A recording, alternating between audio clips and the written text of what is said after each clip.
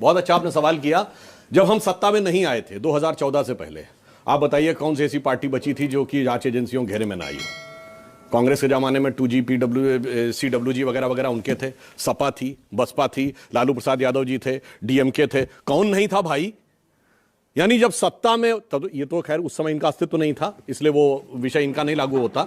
मैं कहना चाहता हूं जब हम विपक्ष में थे तब भी जांच एजेंसियों के घेरे में विपक्षी पार्टियां ही थीं, और आज हम सत्ता में हैं तो वही लोग जो पहले से जांच एजेंसियों घेरे में हैं वो हम पे दबाव बनाते हैं, वो जांच एजेंसियों को दबाव में लेने के लिए इस प्रकार का कार्य करते हैं। इसमें कोई बहुत रॉकेट साइंस नहीं है, तो बहुत इजीली समझा जा सकता है। अगर ऐसा होता कि 2014 से पहले सब एकदम पाक साफ थे, कहीं कुछ था ही नहीं, अचानक शुरू हो जाता तो ये बात उठती थी। तो पहले देखिए इनके मुंह से क्या निकला, दिल की हसरत कैसे निकली कि 2024 में मोदी बनाम केजरीवाल होगा। भैया हमसे लड़ने से पहले उनसे लड़ने को तैयार है। यानी जो 8 साल पुरानी पार्टी है वो 136 साल पुरानी पार्टी से अपने को पहले ही बड़का नेता मानने लगी कि हम लड़ेंगे, आप कहां लड़ने वाले हैं। दूसरा, शायद संजय जी ध्यान नहीं दे पाए, मैंने जब नाम गिराया तो कांग्रेस के घोटालों के भी नाम गिनाए थे।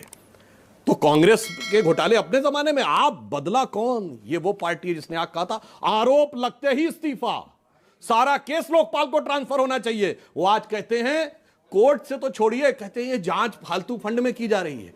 ये कैसे बदले हैं और ये कैसे बदलते हैं कि जिस कांग्रेस के खिलाफ भ्रष्टाचार का आरोप लगाकर ये सत्ता में आए, झंडा हिला हिलाकर इन्होंने रामलीला मैदान में अपने राजनीतिक आंदोलन में अपने वैचारिक प्रणेता अन्ना को बरगलाया हुआ कहकर इन्होंने सत्ता ले ली, उसी कांग्रेस से लिखित समझौता करके सत्ता प्राप्त किया। तो बदलाव तो इनमें आया है, राजयोग के साथ राजरोग इनमें आया है। अन्यथा कभी आपको लगता है ये वही आम आदमी पार्टी है जो पहले कहती थी आरोप लगते इस्तीफा देना चाहिए, अब कह रहे हैं कि ये हो रहा है। अच्छा, एक बात और कह दूं कि आप कहते हैं कि साहब ये घोटाला है क्या, तो उसकी जांच हो जाने दीजिए। इसमें दूध का दूध पानी का पानी। और सच और झूठ की बात, जहां तक ये बात कहते हैं, अब ये बताइए जिसकी पार्टी के नेता न्यायालय में माफी मांग चुके हों झूठे आरोप लगाने के लिए, नितिन गडकरी जी, अरुण जेटली जी, मनीष तिवारी जी के खिलाफ, अब उनकी सत्यता को कितना प्रमाणित माना जाए जिन पे झूठे होने की सर्वोच्च न्यायालय की मोहर। आज गर्व हो रहा है, न्यूयॉर्क टाइम्स में छप गया। क्या बोले केजरीवाल जी? सबसे बड़ा अखबार, दुनिया का सबसे बड़ा अखबार न्यूयॉर्क टाइम्स है ना? सबसे बड़ा अखबार है योमिनी शिमोरी जापान का।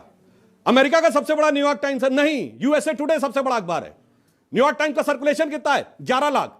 साहब उतना तो इंडिया टुडे का है, और टाइम्स ऑफ इंडिया का 30 लाख है।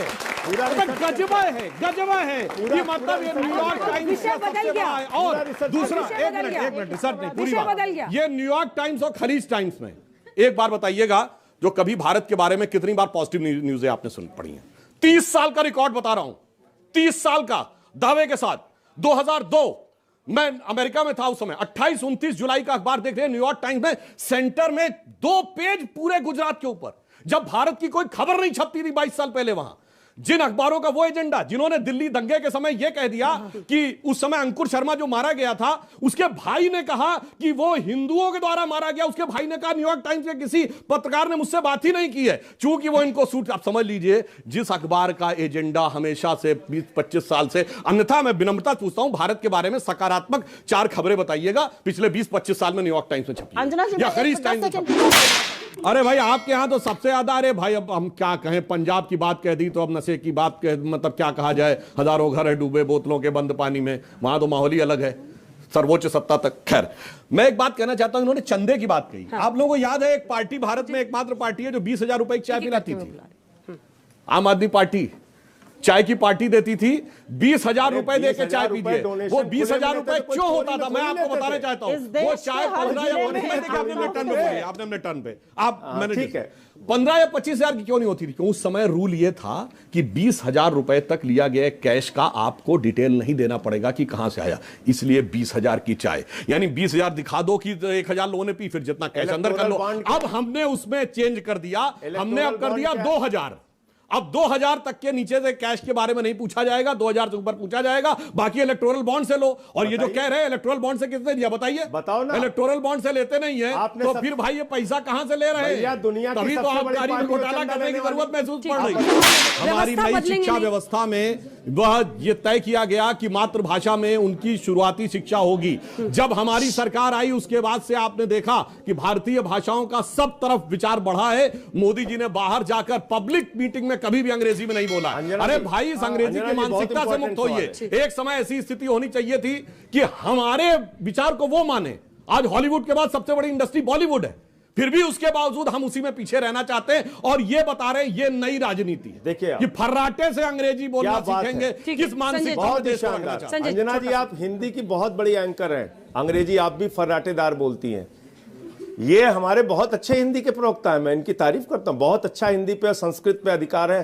लेकिन अभी आप इनको अंग्रेजी चैनल पे बैठा दीजिए, बहुत फर्राटेदार अंग्रेजी बोलते हैं। ये भी अंग्रेजी बहुत फर्राटेदार बोलते हैं। बोलना कोई महानता नहीं है भाई, तो क्यों बोलते हो फर्राटेदार? जहां अंग्रेजी की जरूरत है वहां पे बोलेंगे। अंग्रेजी बोलना कोई महानता नहीं है भाई। बोलिए भारत, वही तो मैं कह रहा हूं, इसीलिए मैं कह रहा हूं हमारे प्रधानमंत्री ने कभी नहीं बोला बाहर जाके पब्लिक में इनके अंग्रेजी में बोलिए। हिंदी में बोलते ही नहीं बेचारे, अंग्रेजी में ही बोलते हैं। निर्मला सीतारमण वित्त मंत्री है इनकी, हिंदी में बोलती ही नहीं, बहुत मुश्किल से बात कर रहे हैं। अरे भाई, अभी आपकी बात का जवाब संसद में दिया यार, आप तो संसद से बैठे, झूठ मत बोलिए। उन्होंने हिंदी में भाषण, पूरा अंग्रेजी में भाषण। अनुराग ठाकुर पढ़ेंगे अंग्रेजी विद्यालय में, इनके सारे मंत्री और उनके बेटे पढ़ेंगे अंग्रेजी विद्यालय। वैसे और ये लाइटर नोट, ये सुनिए, ऑन द लाइटर नोट एक बात बोलता हूं, गरीब का बच्चा नहीं बोलता। ये अंग्रेजी क्यों अच्छे बोलने के लिए बात कहते हैं? बच्चे को अंग्रेजी नहीं पढ़ा सकते। एक कहावत है भारत में कि जब अंदर हो जाती है तब अंग्रेजी फर्राटे से निकलती है। चूंकि ये पिलाने में कस के लगे, इसलिए अंग्रेजी फर्राटे की बात।